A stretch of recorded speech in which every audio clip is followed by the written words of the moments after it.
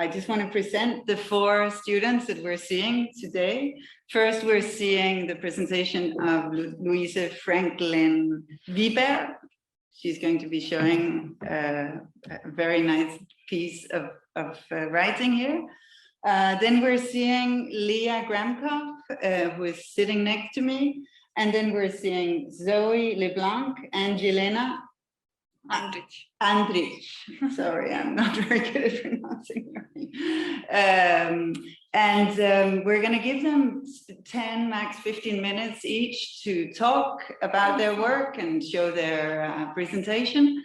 And then we're going to allow for around 5-7 minutes questions, and then we'll move on to the next one. So we're probably going to be finishing by max 7:30. That's 7:30 here in Spain, where now it's 6. So let's get started. Okay. So hi, I'm Louise, and I'm gonna share with you a bit of the latest work I've been doing, which is this little book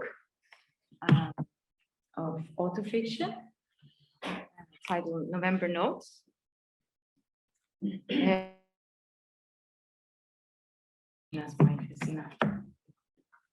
So first, I will just briefly tell you a bit about the contents of the book and how it's structured, and afterwards I will read a part of it for you, and then you can share if you have any comments or questions. All right. So the book is structured with a section of text and a section of images. The text is written in a diaristic style, so with a first-person narrator. And over the span of 7 entries, we follow like this narrator's like flow of thoughts as she like blends everyday observations with thoughts on different artworks she likes, what movies she's watching, books she's reading, and of this whole seeing, sensing, thinking process also includes images, and those they kind of appear and disappear in the text with these little figure numbers, as you see, which then corresponds to a specific image in the image section, like this. Yeah. So here you have a detail of a work by the Canadian artist Maura Davey. And the whole image section also have like a mix of different visual material. So there is different documentary, like photographs, different works, including my own, like you see here on the left. This is one of my paintings, and then there is also different kind of like small snapshot of things, like books, as you see here also the screen, and there are installation shots, and there are also like some film stills, like here on the left. There is a still from a movie by the Belgian director Chantal Eckermann.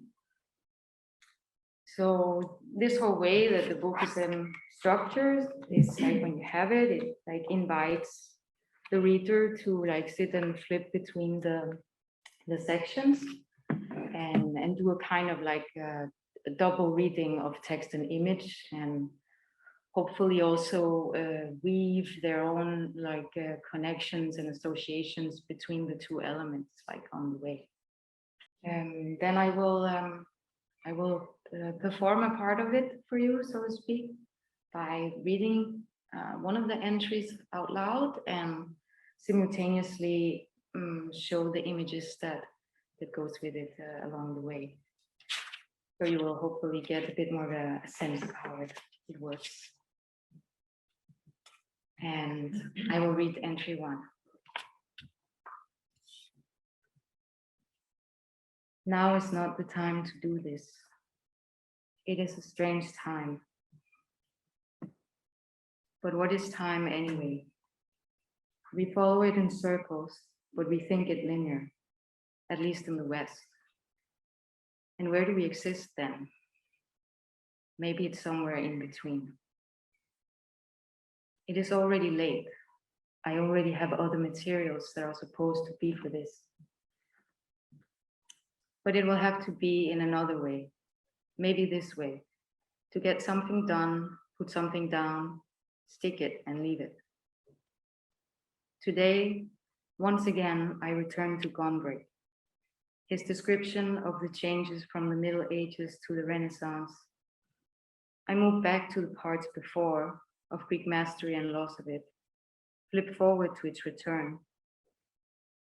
The mixture of influences of the 14th century.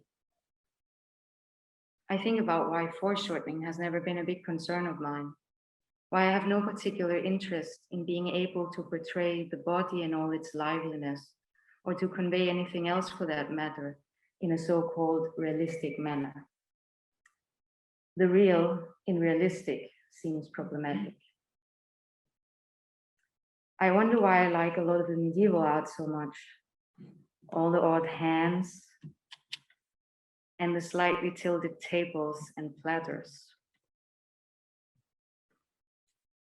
All these static figures, stylized in a space, there's not even a space, but rather a narrative place. All of this feels perfectly right to me. But what is it that is right about it? Maybe I just enjoy looking at something that does not try to be something else than it is, an image.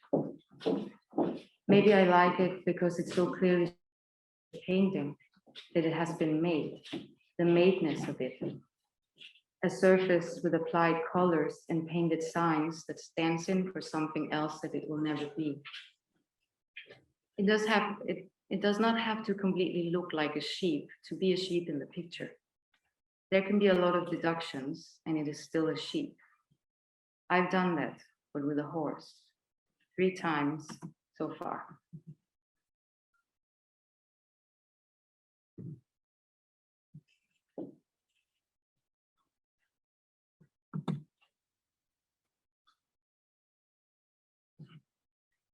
A horse is a horse is a horse, and yet.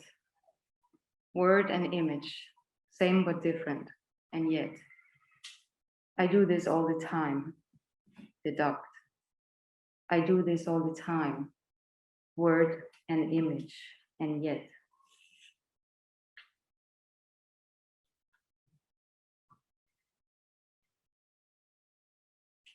I look up prologue in the Cambridge Dictionary to read if this word could be what I'm doing at the moment. I never use this dictionary. It is a mistaken click. The page has a pale custard colored box with a list of related words. I like lists. The headline of the list says books and parts of books. I like books.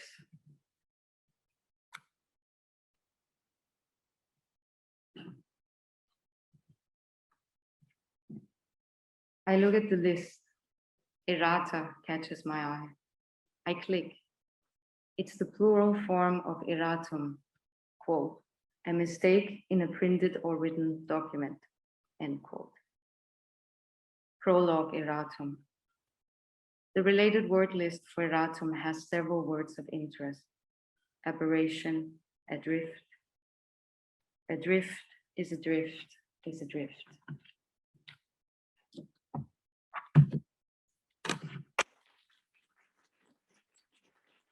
Okay. Anyone feels like commenting Louise's work? Michael. Also me. Yeah, and then Anna. Hello. Well, firstly, apologies for not being there. Life has kind of gone ahead of me a little bit this 48 hours. Anyway, I really enjoyed it, Louise. The kind of curse of being a tutor is I keep wanting to draw references to other artists and things it reminds me of. So if you'll forgive me, I'll do that one more time before you leave metaphor. I don't really know if you think much about surrealism. Generally, I don't like surrealism, the paintings anyway, but the writers are quite good. And it reminded me of Nadja by Andre Breton, the way he goes through and encounters things and the cross-referencing. And I've also got a book called The Passive Vampire, which I bought because I really like the title, but I've never read it. And I think that has the same the kind of thing going in. And so I think there's sort of what the scene, as I understand it, does quite successfully is manages to get across the kind of philosophy by which you exist. Mm-hmm. That's not too grand a way of putting it, and yeah, so that's no mean feat. So well done. Thank you very much. Okay. Louise, just wanted to, I had the chance and the pleasure to be Louise external tutor. And I just wanted to say that it was really nice and stimulating to have like this dialogue with you. You know that I appreciate, especially when it's, you know, when we can talk about artistic practice like through publications, so it was like really nice. And I could say like quite many things, but I would like to highlight that I think it's very interesting and very poetical, very beautiful, like the way that you display this project, you know, and this process in this, you know, like the exhibition space, you know, with the images. Then you have this like other layer, like through the publication, you know. And then this one, you know, in the one that you put voice, I think that this one had more potential, but also if you all had like, for instance, more time or in another display somehow. But I think it's interesting, like, you know, I always like to think about, you know, like the performative potential that publications may have, you know, like in the sense of books or works that make things. And yesterday that we had this conversation, I was asking you, you know, was it useful, you know, this process, this work, because it could be, there could be the possibility to do something, and you can, but the interesting thing is that it's, you know, like it's useful somehow, and it helps you articulate somehow your work, and you create something, you know, out from that.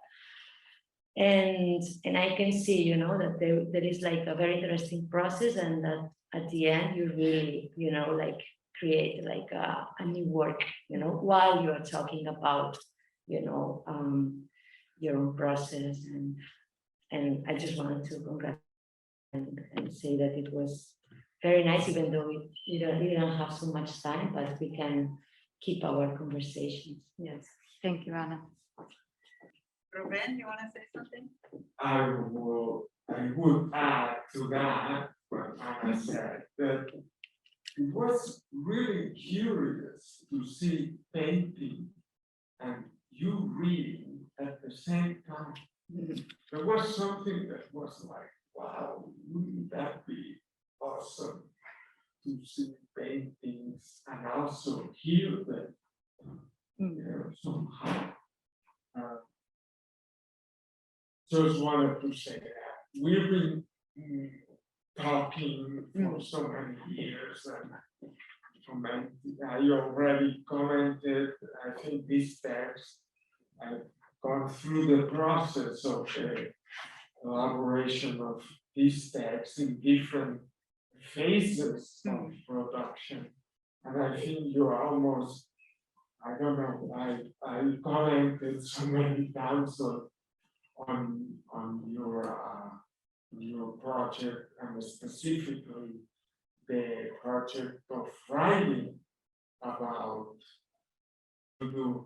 I always said what I find interesting is this kind of like pseudo-literary approach to a kind of an academic process of talking about one's work.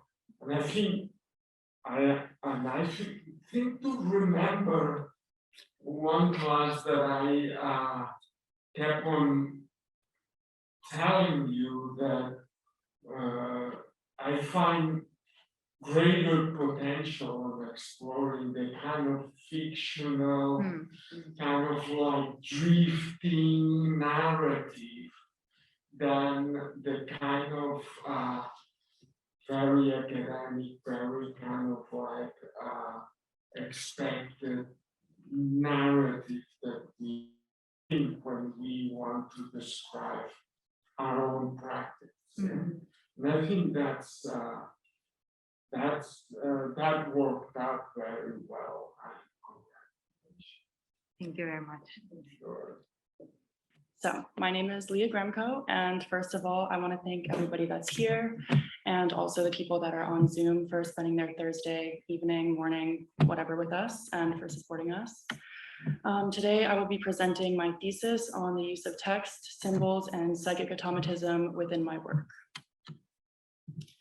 I would like to open with this quote from the American abstract expressionist painter, Robert Motherwell. He says, "I will often start a picture with automatic drawing, with marks, and then already the ice is broken. The instant you make 2 marks, then they cry out for a 3rd, and then when you have a triad, it may cry out for 4 more. But each element that you already have changes as you add to it.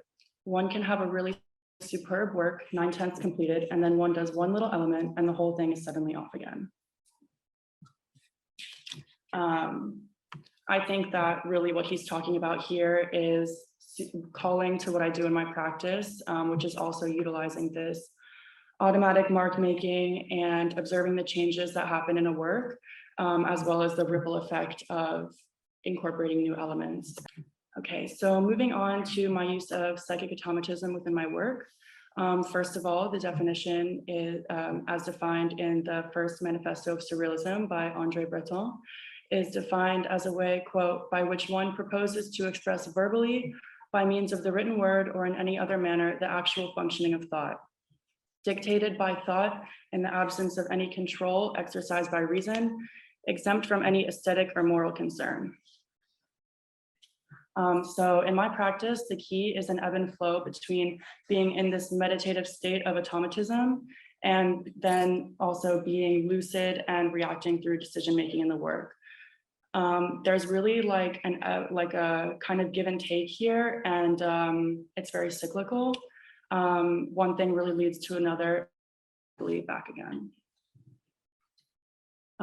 So looking at abstraction in my work, firstly, the abstraction of language, in a piece with automatic illegible writing. And I'm turning this writing into form and shape. And the goal of is not to communicate in the same way that writing is usually used to communicate. But what I'm trying to do is bring this text into the visual realm and into the realm of form and shape. And this is directly related to what Willem Flusser talks about into the universe of technical images, when he says that tasks that are normally served by linear text are now being served by a visual information. So that's exactly what I'm doing here, is I'm taking the task of communication away from linear legible text and giving it to this illegible writing that I've turned into form and shape. This writing also provides a context for the work and like kind of a backstory to begin working on. And I think it like reaches out, even though the writing isn't necessarily visible, it may have been covered over, and even if it's illegible as well. And I think it also kind of creates like a form that you can begin to follow and works as somewhere to start, instead of like delving into this void of kind of like white canvas that can sometimes be really overwhelming. And as far as inspiration goes, kind of getting into this a lot at the American painter Cy Twombly, who was using a lot of illegible text in his work as well, and also working to kind of like remove himself from the constraints of education behind painting and mark making, and finding ways to kind of lose control of it in the artwork. Okay, so moving on through the abstraction of language is my use of Braille. So I don't know if most people know or not, but Braille is language that is translated into a series of raised bumps that's read using the fingertips. In English, it would be read from left to right. So I'm often using a phrase or a series of words that are coming through this automatic writing and this psychic atomicism, which is really just an umbrella for my entire practice. But there's a few different ways that I use this Braille. Two of them that you can see here are stitching into canvas and making it two-dimensional with mark making materials. I've also experimented with some other ways of using it that are like hanging and stuff like that. But really what I'm doing here is pushing the language of Braille to an extreme point of illegibility within its context as a language. So for example, with the stitching, if you're seeing it in a gallery or anywhere really, like it's removed from the possibility of you reaching out to touch it. And then similarly, when it becomes 2D, it's just completely removed from the way that you would read Braille as a whole, which is like, it's necessary that it's three-dimensional.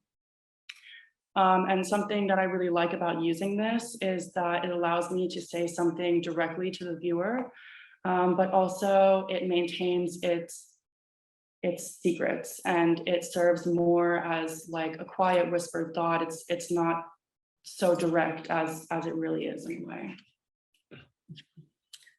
Okay, moving away from language and into the abstraction of experience. I kind of begin with abstracting like thoughts and feelings and bringing them into the realm of like texture and color and things like this. By using thoughts and feelings and like emotional reactions as a base to begin, I'm really able to go on this journey of examination and excavation regarding certain moments. Like for example, this work on the right, that's titled 2 weeks, 1 day, 1 week. This work was worked on 2 weeks before my 23rd birthday, 1 day before my 23rd birthday, and then 1 week after. And it was really this moment of being in this limbo between times and examining what's past and what's to come and just kind of like being there in that moment. Another key in my work is ebullitions, which is defined as the action of bubbling or boiling, or a sudden outburst of emotion or violence. I think it could be said that some of my works are ebullitions, but there are moments within them and within other works that are ebullitionary in nature and are this emotion coming out. And that's shown a lot through my scratching back into my work, sometimes even covering back over and scratching in again. And for me, this is all related to tracing as a concept, not in the way that you would think about like a child tracing an image with paper or even like an adult tracing an image with paper, but more about tracing moments and memories and histories and experiences and taking the essence of them and bringing them into this visual realm. Okay, so further on in abstraction is the abstraction of physical experience. And this is really bringing us to what I'm doing now in my work, which has like a really strong focus on hands and hand gestures. So a little bit of backstory on the hands and why they're there. So about like 1.5 years, 2 years ago, I developed a really aggressive form of eczema that made it difficult for me to do daily tasks, things like that, but it really became difficult to paint.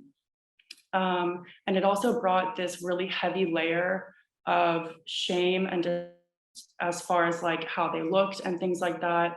And at some point I said, you know what, I'm just going to start painting about this and about how it feels and how it looks, and bringing this feeling of disgust like to the viewer. And so here, not only is this like the abstraction of physical experience, it's still bringing in the emotional aspect that's that's also driving it. I mean, no experience is not multifaceted. There's always so many pieces to the puzzle. So this is bringing us back to the abolitions, which are visible here, and the scratching, but also bringing us to the point where the scratching is not always something that's like aggressive or angry, but is also like highlighting a point where I want you to pay attention, or I find important, things like that. And in the case of these on the right, it's more bringing attention to the areas of my hands that really had it the worst.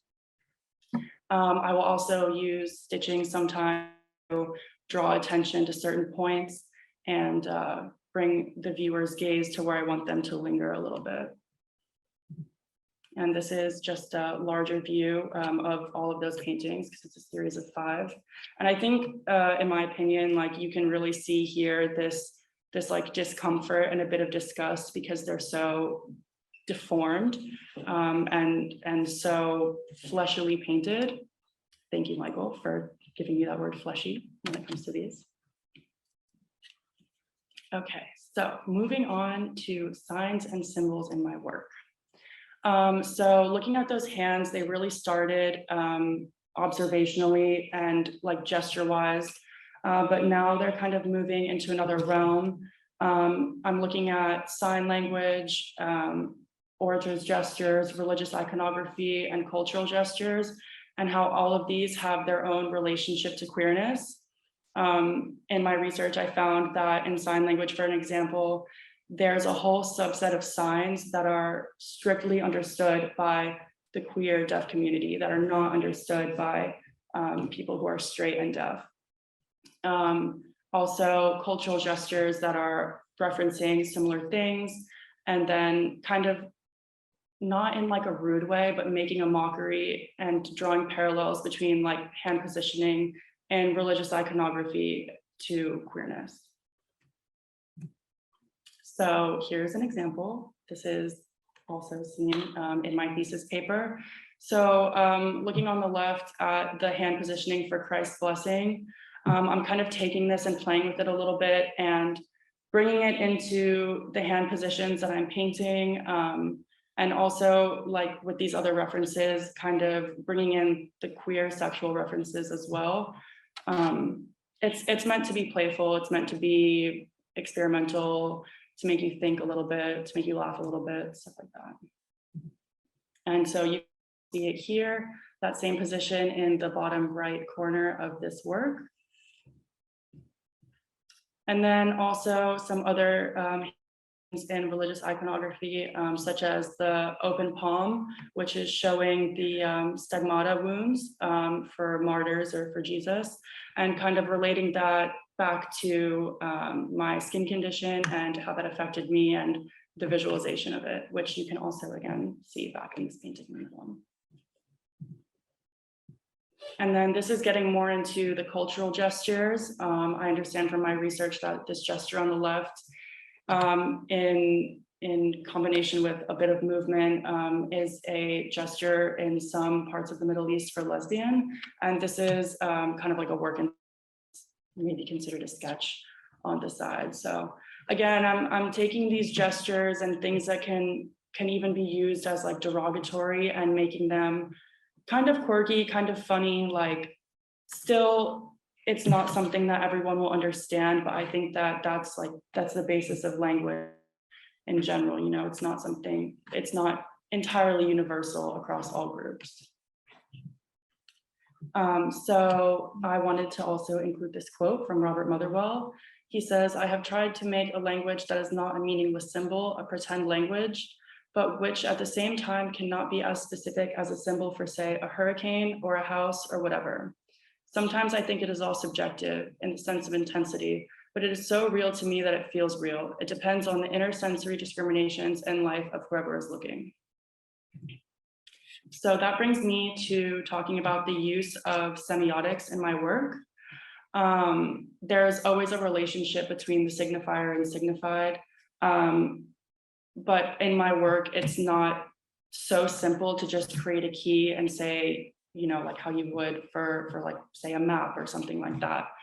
But I am using things like illegible text, braille, the hand positions, colors and shapes to bring a message across.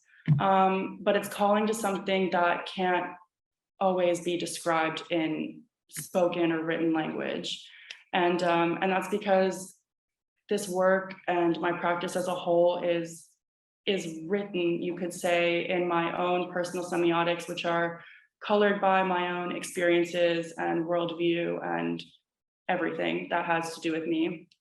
And what I'm really asking the viewer to do is to take a moment and to cultivate their own key of signifier and signified, and really find what they want or what they need to find in the work. I think that as an artist, it's really not my place to dictate what somebody should see. It's my job to guide them, I suppose. And I believe that my works can be and should be understood as they are, rather than as what they represent. Because once you begin like translating something from language into the visual realm, and then you try to translate back to language, there's a huge loss that happens there. And those are losses that I'm not really willing to take on my work. So I find it a bit redundant to like try to really define my work again in language and create such a literal key for people. So just briefly, while I wrap up, some viewer guides, because I don't think, I don't like to leave the viewer with not having any guide as to what I want them to see and feel and think. So one of the guides I use is legible text. There's not often very much of it, but when it is there, there will be a direct connotation, as you can see on the right, or the left, sorry. And lastly, my use of titles. I find that my use of titles are really important to my practice, and it gives a hint as to what was on my mind, what was going on while I was creating. It'll sometimes feature words from the automatic writing or braille that I use that would otherwise be indecipherable.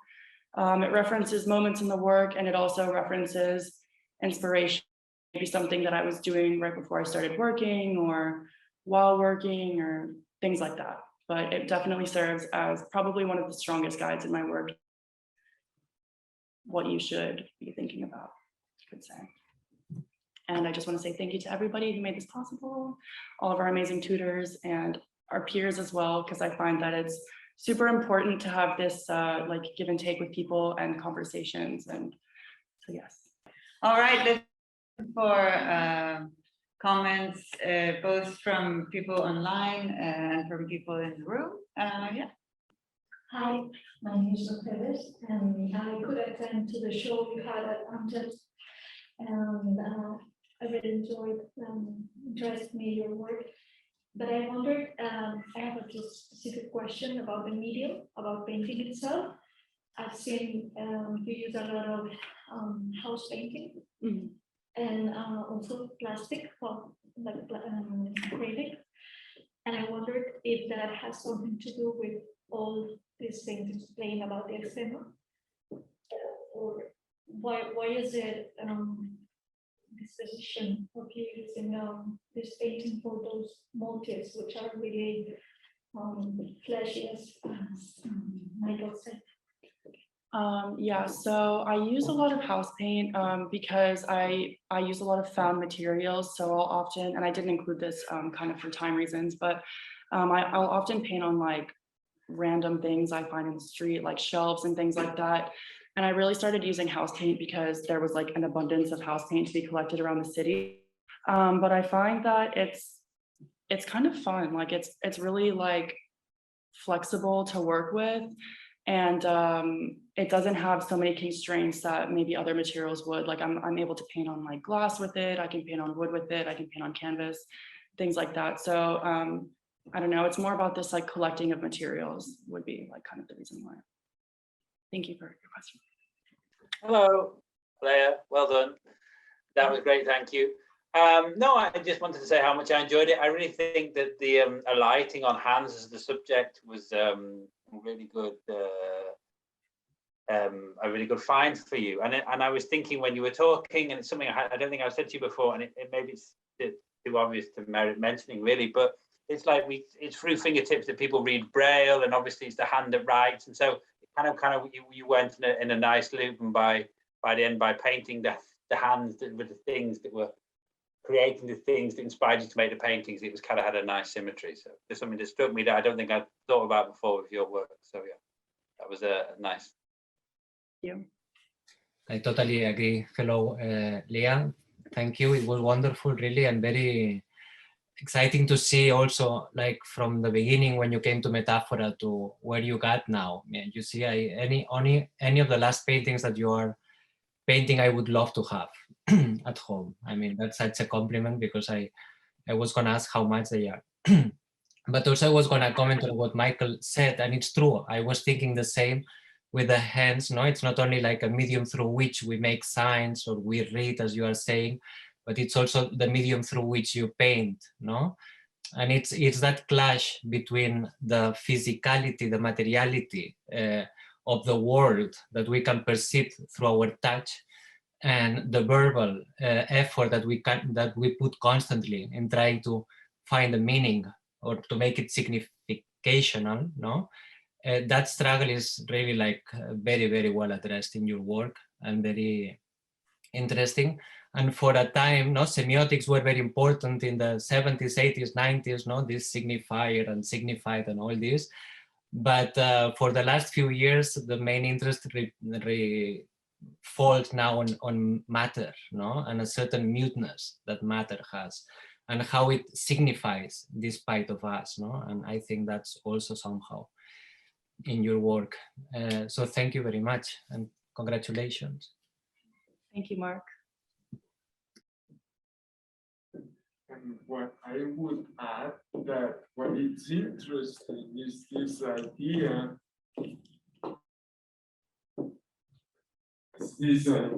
I'm just commenting it because you've received my comments, but it's the complex idea of personal semiotics, because that is a challenging concept. Yeah.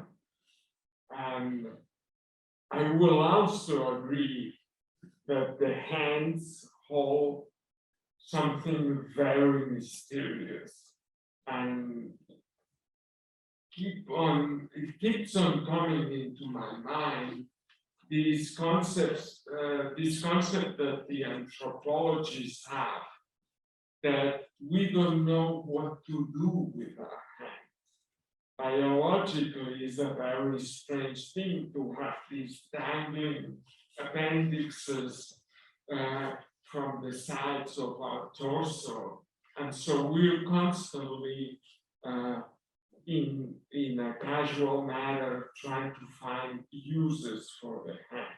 Obviously, at the level of evolution, we found things to do with our hands. We started making fire with our hands and cutting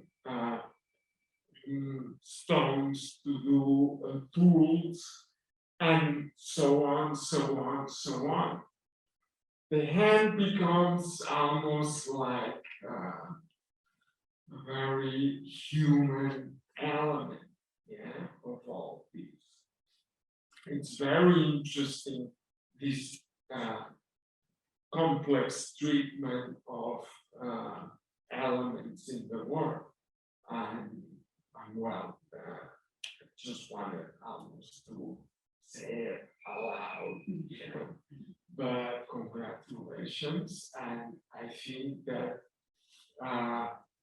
keep on researching this idea of personal semiotics, because I find the concept really interesting and complex and difficult. Yeah. Congratulations. Thank you so much. Bernard, you want to say anything? Well, basically, yeah, what we've been talking with Leah, no? It's like this dilemma, no? On how to express or communicate what you do, no? And I mean, how work is or has become about that, no? How you communicate your thinking, a way of working that is very, as you say, very automatic, no? Very unconscious, no? And suddenly when you try to make sense out of all this that you do and that you don't know why you do it, you know, when interesting questions start to arise, and a lot of contradictions as well. So I know it's probably a very painful exercise because I know how you struggle to write the thesis and how you were doubting whether to have a more analytical approach or whether to have a more like creative approach, like us using fiction. I think at the end you did both. No, you tried both approaches in your thesis. I think it's an exercise that is painful, but it's important that you continue doing because yeah, I think it's what will make it more interesting and more exciting and yeah, it's painful, but it's necessary. So that's all I can say. That yeah, continue to struggle. I think it's the key.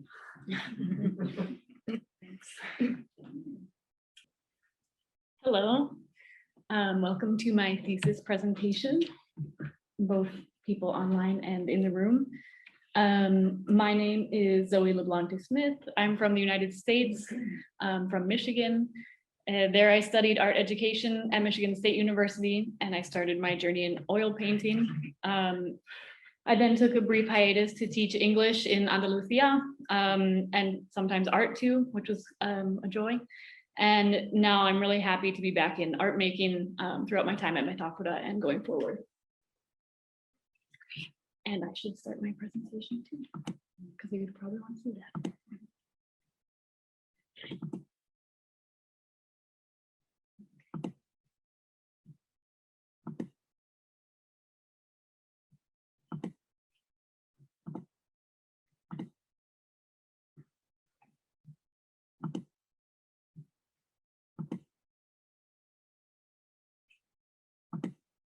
There we go.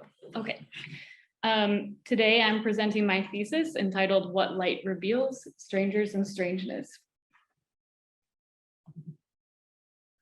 This work, Strangers and Strangeness, is an installation featuring oil paintings and a really cool shiny curtain. This collection of paintings and objects came together over the course of several months and several parties. It's now unified by the narrative and concepts developed throughout researching my thesis. Being able to show the work in multiple settings, like at Metáfora, Mutuo, Espaidos, throughout its different stages, has provided indispensable feedback, contributing to its ever-evolving formation with the addition of new paintings and alternative installation arrangements. In the installation, I have paired paintings with a mylar fringe curtain, which placed the viewer in a cross-section of the original affair. What initially appeared to be an innocuous divertissement shared among familiars is hinting at a more menacing reality. The curtain squeezes the spectators and the painting subjects into the same claustrophobic space. Portraits on reflective foil peer vacantly at the viewer, while the two larger opposing works detail a foreboding scene and ambiguous movements in the dark. What you are witnessing is a creepy, not so fun one whose characters and settings originated from different gatherings of me and my friends. In piecing together these fragments, the paintings and the decorative objects, the viewer experiences an altered replica, a totally new party with an intensely threatening aura. Before going deeper into the concepts and meaning behind each component, let me first speak about where my interest in these subjects began. Figure drawing has been a consistent and important part of my artistic practice since my first academic drawing classes in the university and throughout my time at Metáfora. Here are a couple of my favorites from Piotr's life drawing class. I don't think I ever missed a class when I was there. Maybe one. In my paintings of the figure, I composed them using unconventional colors, once fondly categorized as acid pastel, but since then I've learned to use less white, so now I call them hyper acid. I often leave the figures only half constructed, disappearing and reappearing ghost-like across the canvas. You can see some of the elements I use now starting to develop in this early work, showing my interest in abstract figure painting, non-traditional color use, the nightlife setting, and artificial lighting, and a feeling of melancholy on the woman's face and in the overall mood of the painting. Not long after I painted this scene of my friends getting closer to my current concepts, in this painting we see a few people gathered for an apparent birthday party, yet the unfinished faces and creepy, ambiguous creature in the top right corner indicate something more unnerving than your average celebration. After that painting, I was recommended to look at film director Gaspar Noé. In his film Climax from 2018, Noé creates anxiety and terror. I always do that because I say Gaspar Noé with the Spanish accent, and then I start saying English in a Spanish accent. Noé creates anxiety and terror with use of intense color scenes as the storyline gradually spirals into chaos, one terrible event after another, on a night intended to be a joyous celebration among friends. Circumstances become anxiety-ridden and foreboding, eventually climaxing in an explosion of horrific incidents with brilliantly wild color schemes enveloping each scene. In the images from Climax, Noé communicates strong sensations of urgency and uneasiness. We can see that here too in this film still from Enter the Void, Gaspar Noé film from 2009. With the desire to incorporate some of the same energy from Noé's films in my own work, I needed to find the right place to get the sources in order to paint. I find that house parties are the perfect instance, where the conditions of fluorescent lighting and figure object tableaus are set out before me. So let's take a look at some of my source images. These photos communicate that same intensity to me of light surrounded by darkness, compelling figures interacting with one another and their environment, intriguing objects expressing anxiety, uncertainty. I consider this step of my process, the capturing of images from the gathering, as a form of staging for my later painting. All of the elements are there, the actors, the objects, the atmosphere. Photographer Jeff Wall has a similar strategy. He stages scenes in order to photograph them in what he calls near documentary photos. On this process, he says, I didn't want to miss out on life, and so I involved this notion like a cinematographer, and I reconstruct. And the reconstruction is both. It's as faithful to the event as I can make it. I feel I should be free to do things such as change the place, the season, the time of day. Speaking about this photo, particularly in front of the nightclub, it looks convincing enough to be a genuine moment captured while passing by. But somehow we're able to sense the falsity in this image, the uncanniness, as the uncanniness of the figures as they act out something that could really be happening.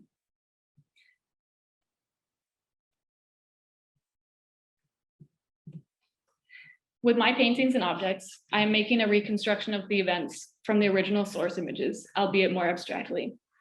There's a cinematographic quality to these images as well that makes the work appear staged, cold, eerie. As the work grew, I felt there was something deeper waiting to be discovered within the pictures I had collected and painted. I analyzed the paintings and their source images in search of some common thread on which to base my theory.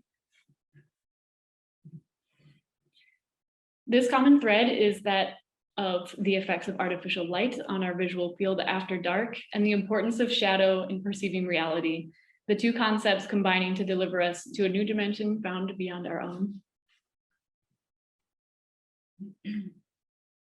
Those elements made me question, does a change in lighting indicate a change in reality? Does our perception and experience of reality shift when the lighting of our environment changes?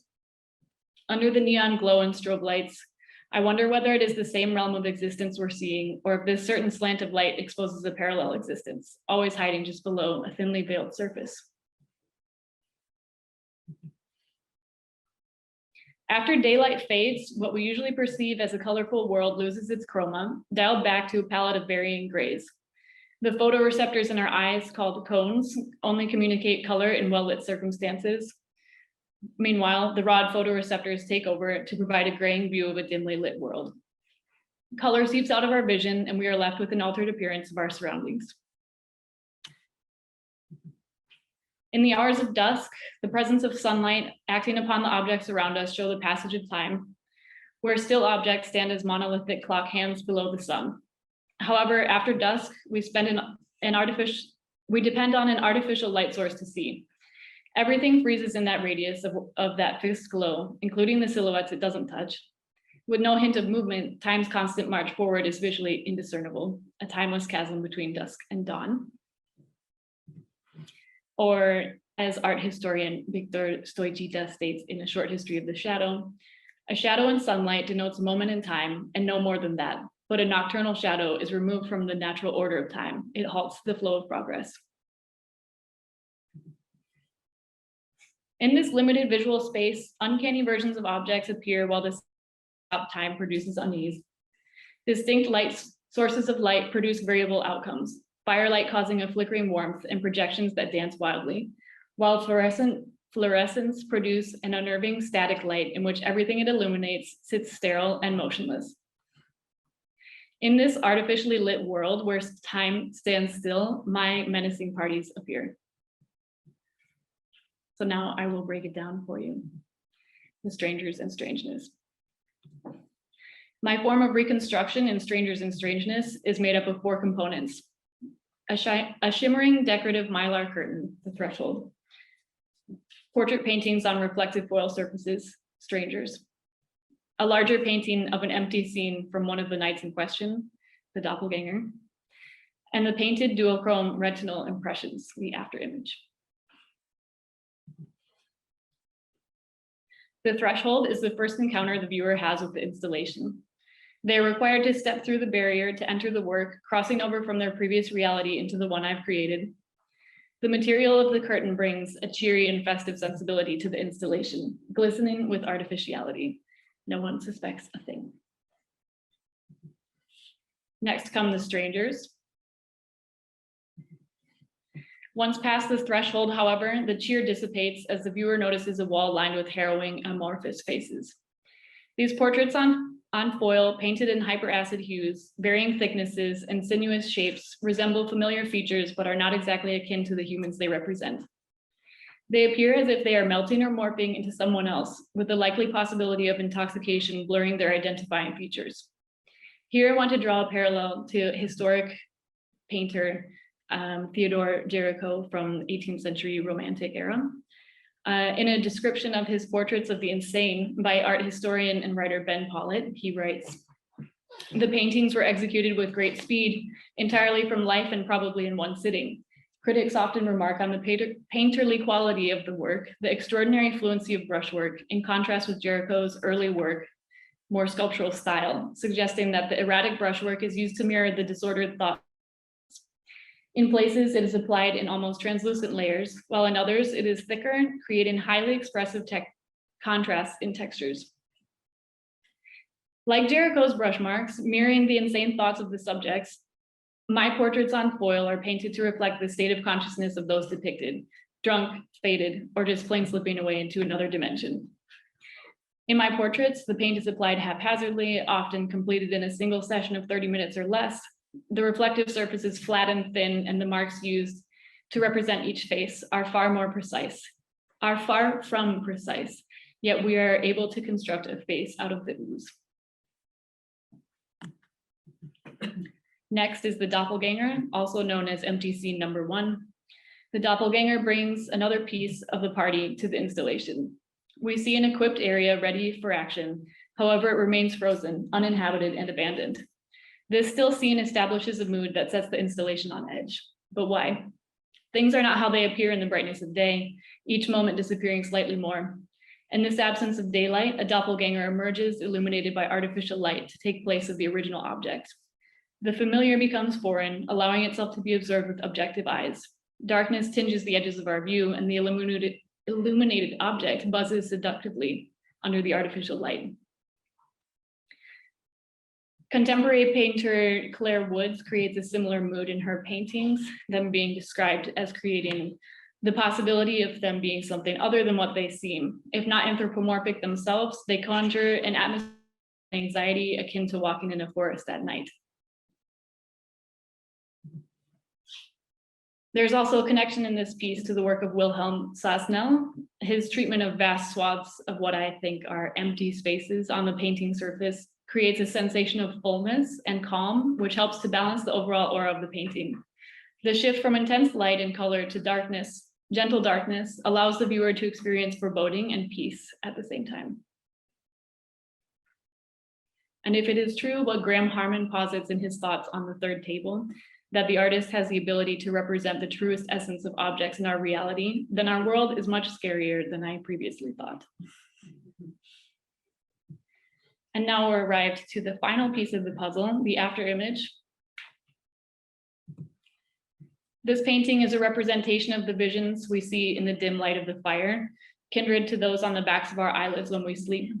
Soft shapes of panorama of blackness, much like watching a dream. Only the necessary visual information makes itself seen.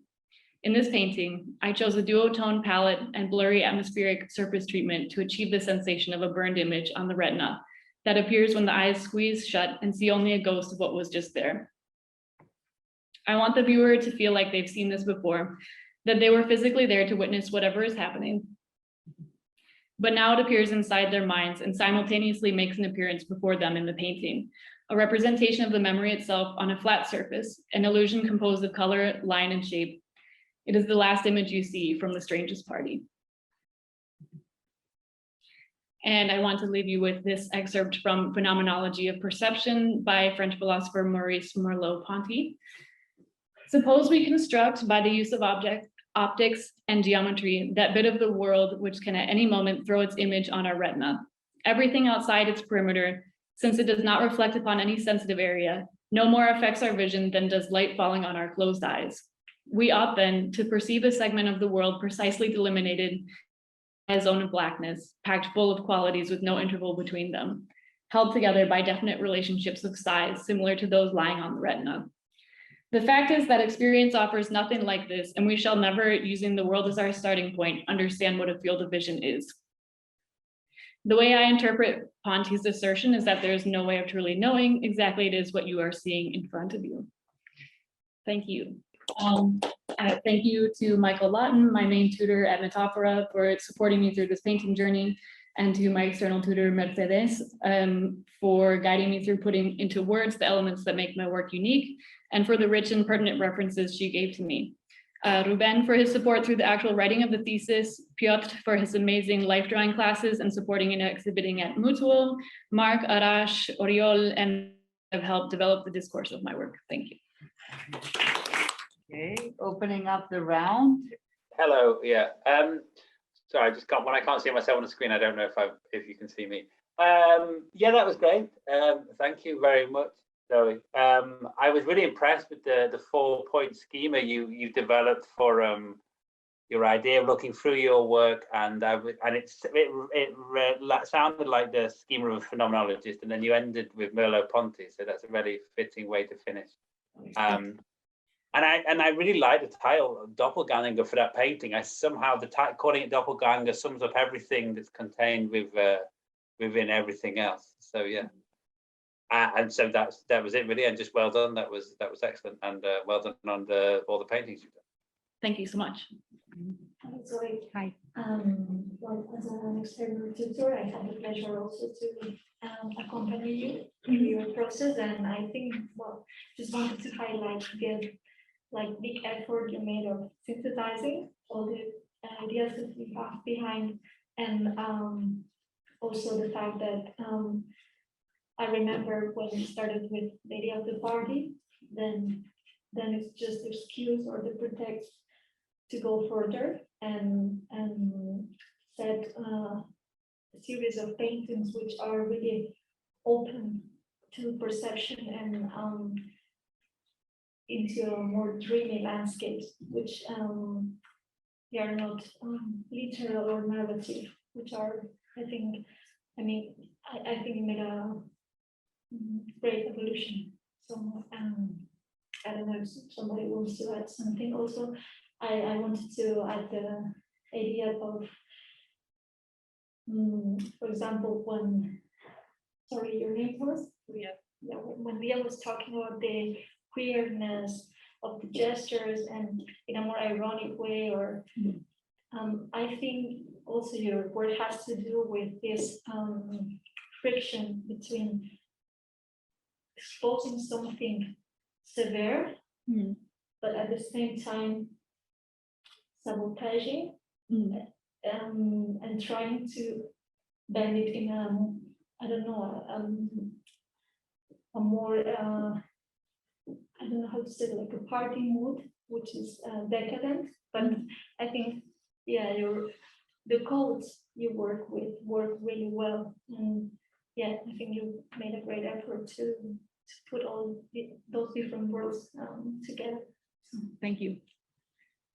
I have a question. Do you work Yes. from photographs? Yes. Or you work from live? From photograph. Mhm. Okay, yeah, the photos. And you never work live? You Live, say not besides the exercises I do in figure drawing and painting. Yeah, actually, because you started with those drawings that are live drawings. Yes. And then you moved on to the paintings. Mhm. And I think those paintings that you were showing is, and what you were saying about that moment of capturing the light, that moment of capturing the moment. I don't know, it just seems to me that those paintings should be painted live.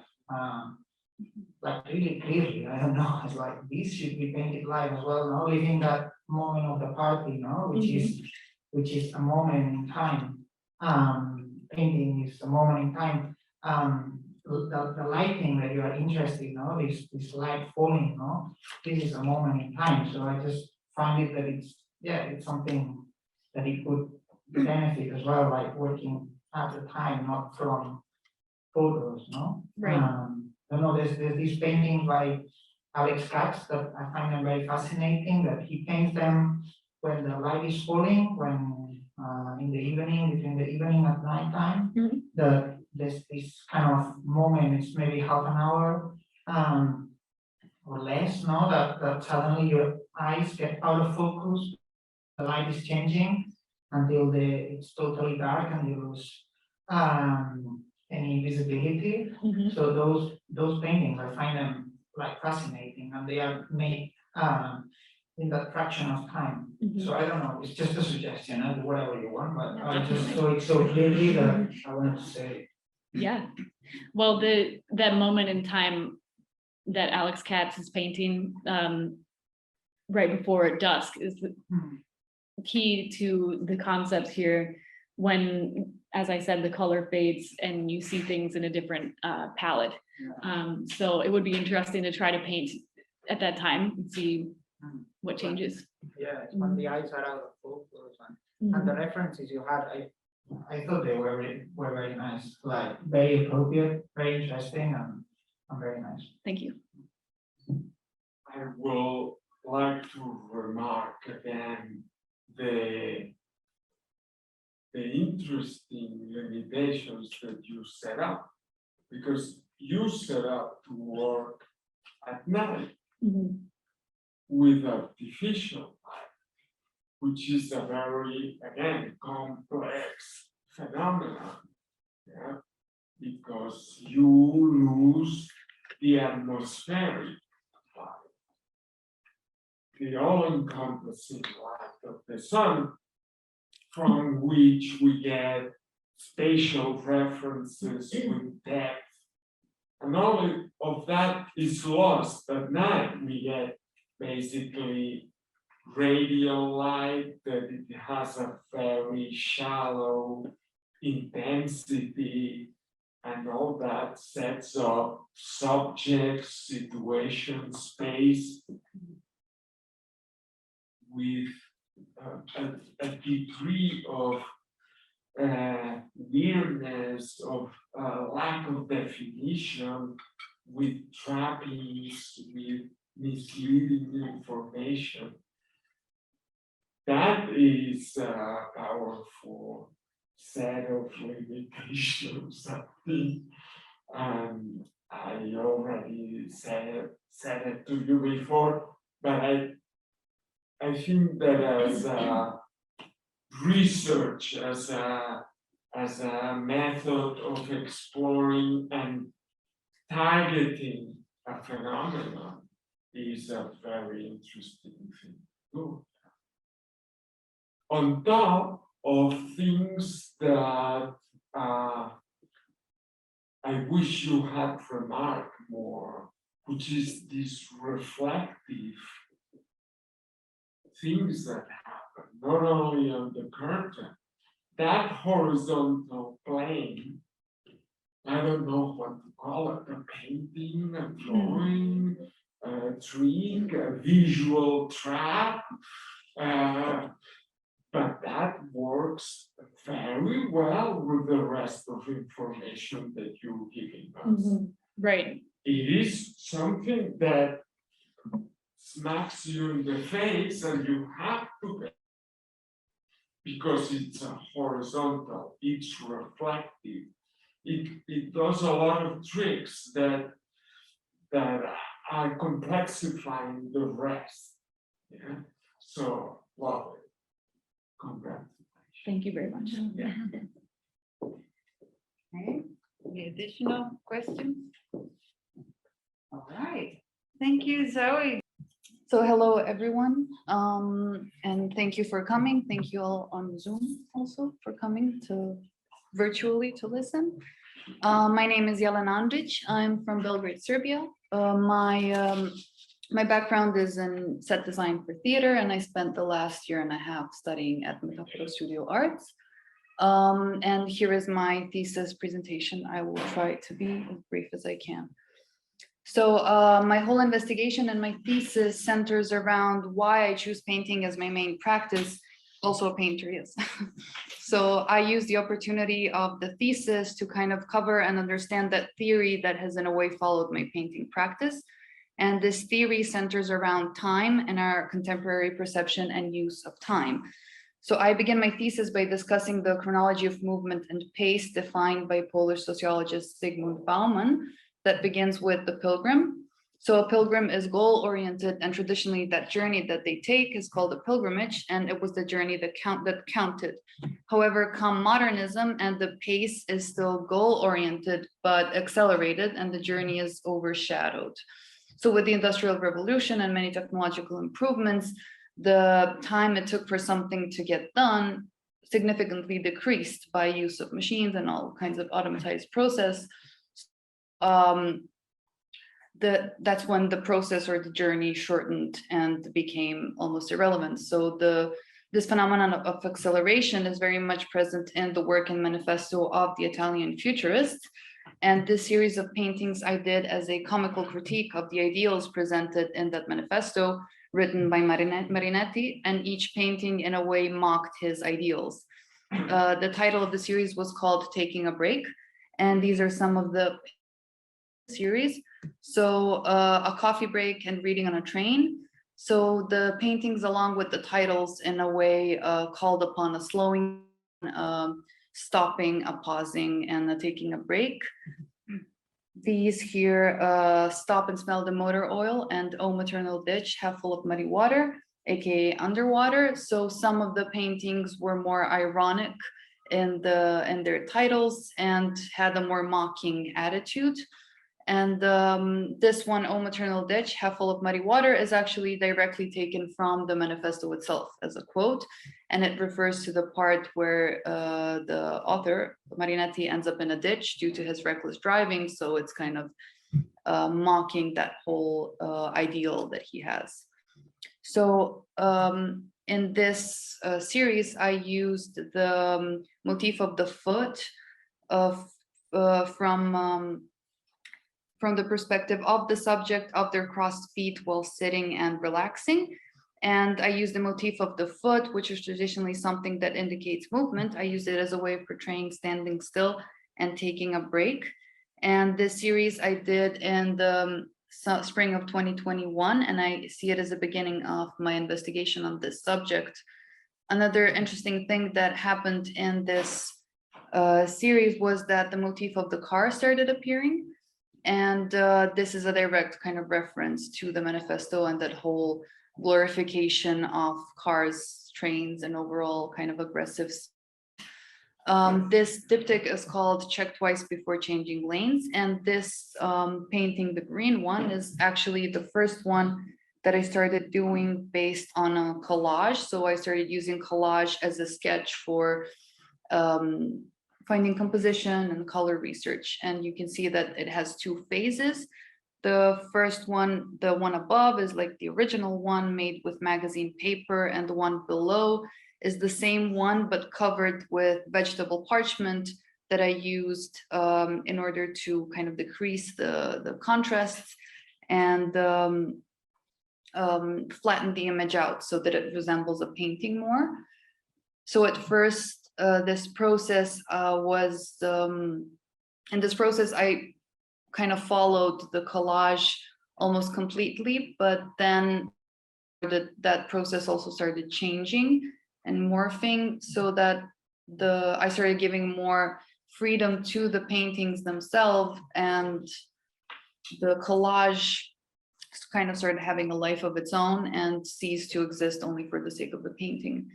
So this was kind of an unexpected path that my painting practice took. My painting practice, and I think any kind of painting practice, is very time consuming, and especially with unexpected paths and courses like this. So this brings me to my next point in my thesina, which is about painting the medium itself and its ability to store and accumulate time. So while tapping into more research on the history of movement in time, I discovered that what is occurring today is not in fact acceleration as it did in the modernist era, as we've seen, because acceleration assumes a linear teleological, which means final movement.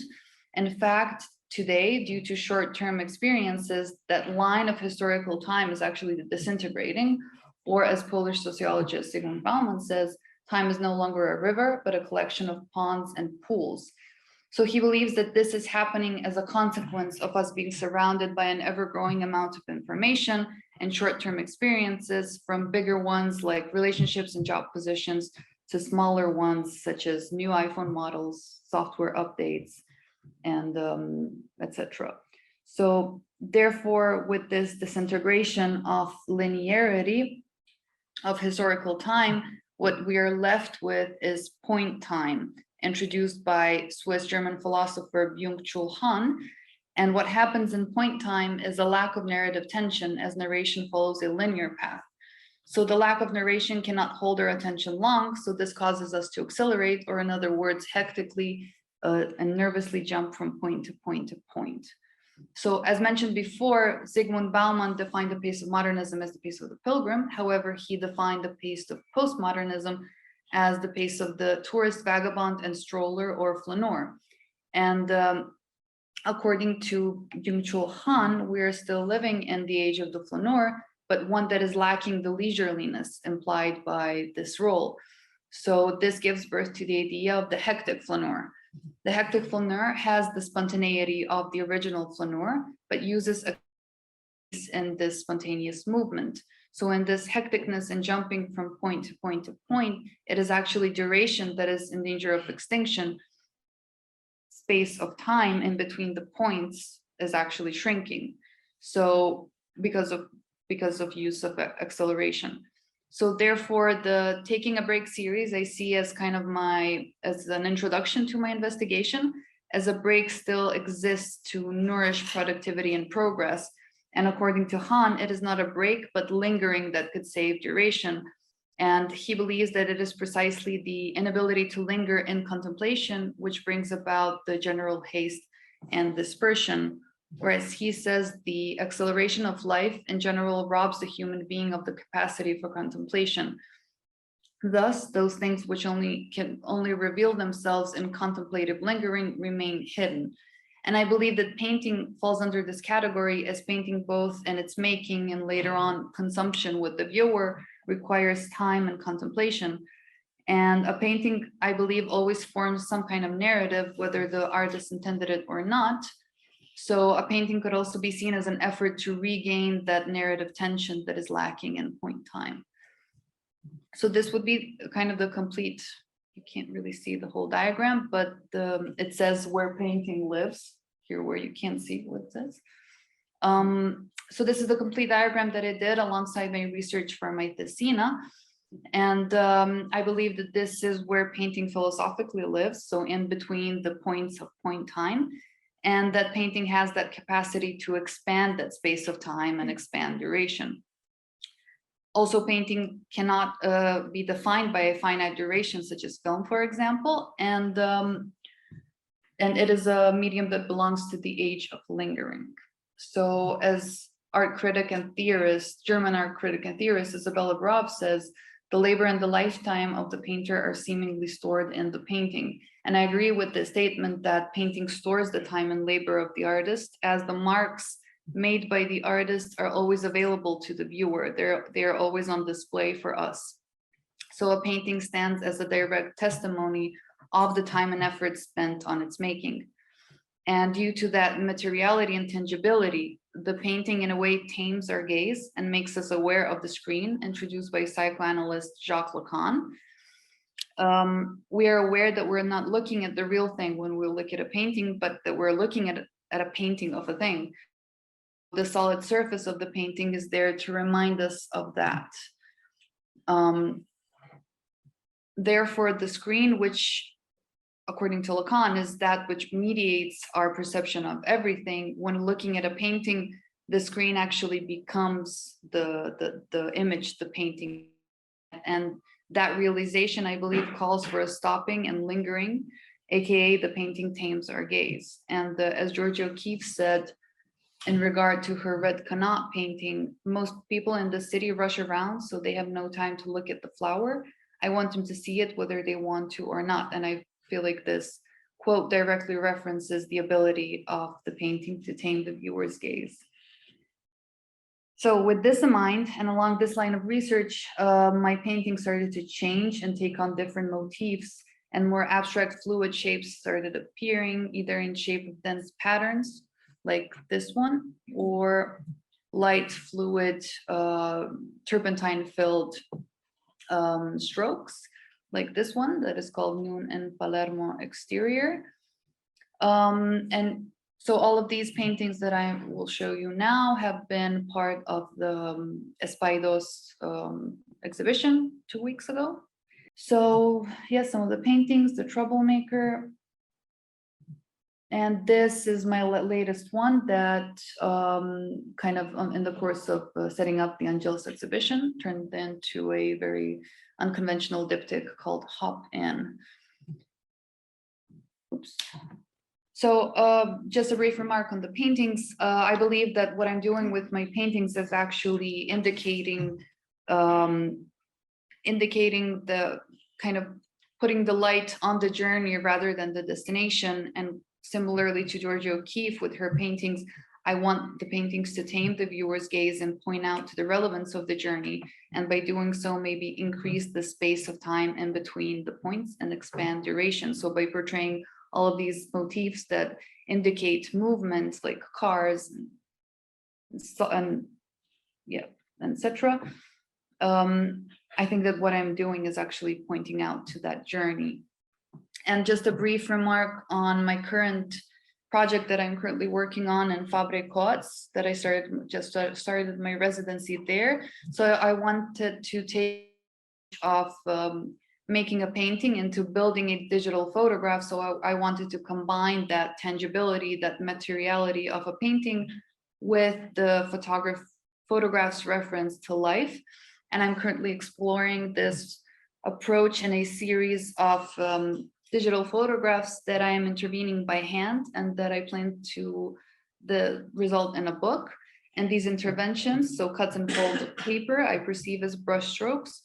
The quality they share is tangibility, as each brushstroke is made by hand, so is each cut and fold. And after building the first layer of interventions, I would print it, take another photograph, and then continue with the interventions, and then repeat the process until it's done.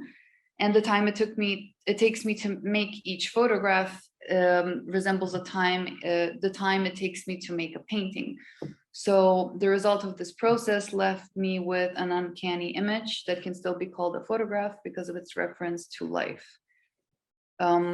So thank you everyone for coming, and thank you to all the tutors, especially those ones that followed my practice and guided my practice and my THESIS research. So thank you for listening.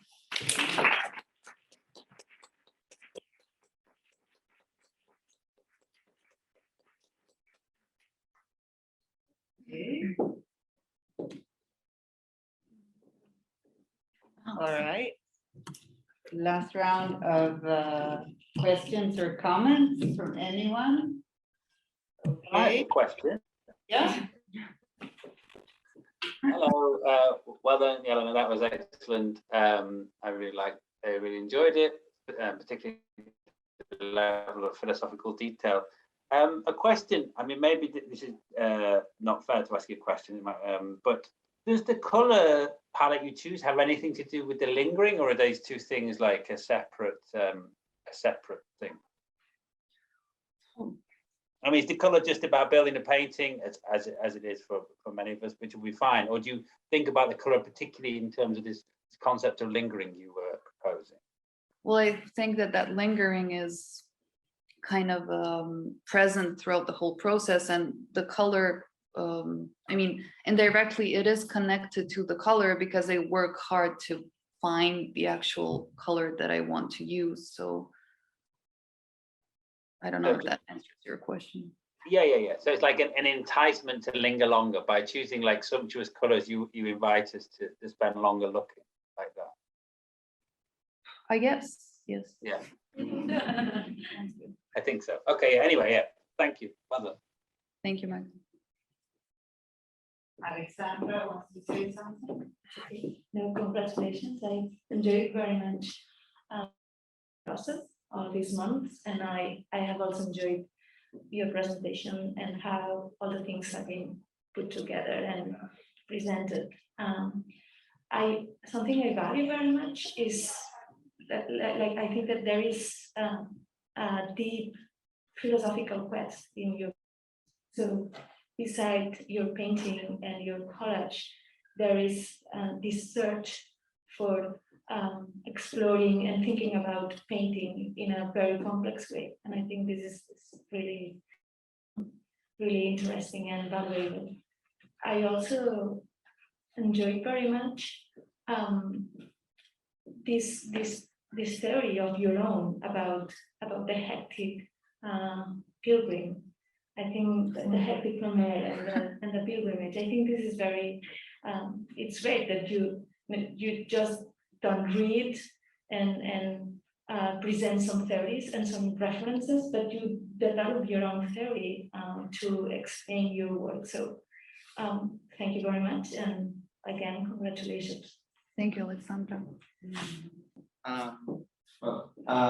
First of all, I really want to congratulate you for the way you were speaking, as in like you said, oh yeah, I'm gonna go like quickly to the thing, and you were like speaking very fluently. I think that was nice. And my question is regarding, well, you were speaking about the flaneur and all this stuff. And I think that, my question is about how do you relate the spectator, like the viewer, to how they react to your paintings? As in, should they analyze everything step by step, like a flaneur would do with reality, or, well, I don't know if you. I'm not sure. I mean, I think the viewer should analyze the painting as they want. Mhm. I don't think it's, I don't know, I don't think it's up to me to like make that. Is that kind of what you? Yeah, well, maybe it's also, I also ask it regarding also about a bit your process when you do the paintings. I don't know if you spend a long time in painting, for example, and if, I don't know, when you do one layer, there's something really special about that layer, and maybe the flaneur part of the viewer is to really like see that without any words, maybe, or I don't know. Yeah, but that is the thing about painting, is that all of that is present, and even if you don't see the first layer, you still see that there is something there, because it's all there, all the marks, even the ones you can't see, you can kind of still see them, and that's something that I like about the painting, that materiality of it, the presence, that it's always there for us. But the flaneur, I mean, that analogy I use mostly for like our pace in life. But the approach of with the painting, I think my theory is that I want to break that hectic flaneuriness, if you know what I mean. Like a painting calls for lingering and a standing still. And that's something that I'm still trying to figure out. Okay. Thanks. Thank you. Yeah. Hello, sorry. Hi. I just want to say, it is a comment for all of you, so I just want to congratulate you. It has been very nice following your process in the beginning, no? And how everything changed a lot. And everything is starting now, no? It's something that you feel that you're finishing. Now is the beginning of something that you have to continue and try to not continue in alone, no? I know that you now have a residence, you have a studio, so it would be very nice to continue seeing your works around the city and doing it like in a very professional way, like you are doing it now. So congratulations. Thank you. Thank you. Okay, I don't know if there's any, there's one comment, and you'll have to come up here. Yeah. Well, first of it's not only towards you, Jelena, but to all of you. I just want to thank you to be able to do such professional presentation, you know, and you were not just the manner of delivering, but I feel you were able to grasp what you really wanted to say, articulate your thoughts, and this is very important as artists, because this is not necessarily what we always see visually, you know, but this is what we are feeling or experiencing mentally through your work. So it's very interesting to realize like how you went deep, really very professionally, very nice, and thinking about where you were a few years ago and how you were talking about your ideas. And now it's really beautiful. It's really touching even like to see this. This is one remark. The second remark is I feel like many of you, none of you because I didn't want to speak individually, but the feeling that I have is you are all going also towards something that is more the expanded field of your medium. You were probably thinking more in a painting terms when maybe a few years ago, but now I see installation, now I see, I don't know, lecture performance, now I see a variety of things that probably move you from being a painter to being an artist. Not that the painter is not an artist, but like thinking in the broader sense of as an artist, how I direct my thoughts in which form. This is amazing. And think also of this thesis as a very luxurious time of your life as an artist, that you were able to sit down and reflect, I cannot say by the words here, what you have done in the past few years, and like as a moment of like, this is very luxurious. Many artists probably wish to do later on in their lives, and you will realize that, oh, I don't have time. There's the, I don't know, the stress or whatever, but this is a moment that you were able to look back at what you've done like in the past couple or few years, looking really in depth and trying to articulate that, contextualize it. Not that this context and concepts weren't in your mind, but you were able really to dig into, you know, you see the Flaneur of Baudelaire, you see like Heidegger, you see all of these things that I want to congratulate you to be able to find it, and also your tutors who were able to put all of this information in front of you. So thank you. Thank you. Any other questions? Any other comments? You kind of feel like popping champagne now. I just want to say something very quickly. Okay, go Leila. First of all, it's great to see all of you guys. I'm really happy and proud, and beyond all that, to be able to see your work while I was studying in Metaphora last year. So I just wanted to say that it wasn't your presentations, all of your presentations weren't only about who you are, and well, it wasn't only about letting us into your particular world, but you actually created all these amazing philosophies that could be like instructions or manuals or books that I would really love to, delve into and learn more and more. And it was absolutely fascinating. All of you, well done. Thank you, Lily. Thank you, Lily. All right, well, I think we'll have to leave it here. Also, we're exceeded our welcome, I think, almost here at MACBA.